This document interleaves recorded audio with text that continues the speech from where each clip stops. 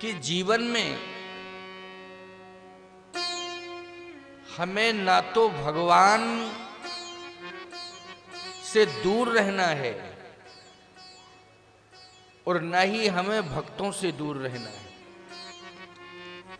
हम भक्तों के बीच में भी रहें और भगवान के समीप में भी रहें। इसका मतलब ये नहीं होता है कि हम भक्त हो गए हैं तो हम भक्तों से दूर रहेंगे। नहीं नहीं, हमें भक्तों के बीच में भी रहना है और भगवान के समीप भी रहना है।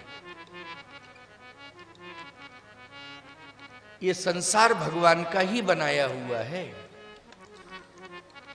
और इस संसार में जो भक्त रह रहे हैं वो भगवान के ही हैं और जो भक्त नहीं बन पा रहे हैं भगवान की कथा सुन सुन करके वो भक्त बन जाते हैं। भगवान की कथा उन्हें भक्त बना देती है। इसलिए हमें भगवान के समीप भी रहना है और भक्तों के साथ भी रहना है।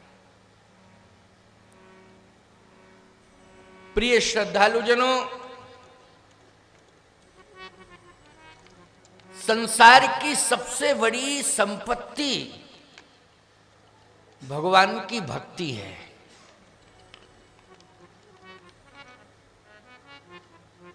सबसे बड़ी संपत्ति भगवत नाम की स्मृति है। यह सबसे बड़ी संपत्ति है और भगवान की विस्मृति ही सबसे बड़ी विपत्ति है। भगवान की विस्मृति क्या है? विपत्ति।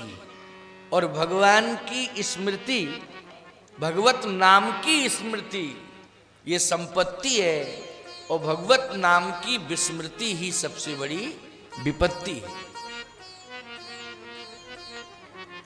इसलिए सतत हरि नाम स्मरण करते रहना। मौत का कोई ठिकाना नहीं, कोई भरोसा नहीं कब मौत आ जाए। क्यों भाई? ये मत समझना कि मौत का संबंध, मृत्यु का संबंध अवस्था से है। मृत्यु कभी भी किसी भी क्षण आ सकती है, किसी भी अवस्था में आ सकती है। लेकिन हम भगवान के नाम का स्मरण करते रहेंगे, चिंतन करते रहेंगे तो निश्चित रूप से हमारी मुक्ति भी होगी और जब तक हम जीवित हैं तब तक भक्ति हमारे साथ रहेगी।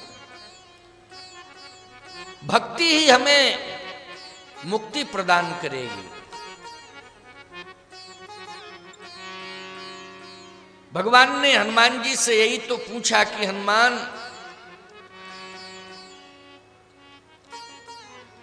सीता तो विपत्ति में है ना?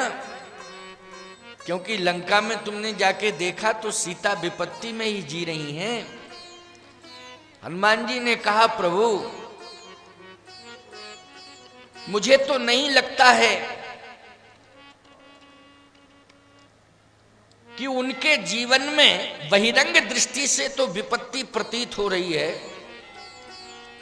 लेकिन अंतरंग दृष्टि से आपके नाम का वो स्मरण कर रही हैं, इसलिए राम नाम का खजाना भर रही हैं वो। और राम नाम से बड़ी संपत्ति दूसरी हो नहीं सकती है प्रभु। और जिसके पास राम नाम की संपत्ति हो, विपत्ति उसका कुछ भी नहीं बिगाड़ सकती। आंखों में आंसू भर के भगवान से यही कहा श्री हनुमान जी ने कि हे प्रभु, कहे हनुमंत विपत प्रभु सोई,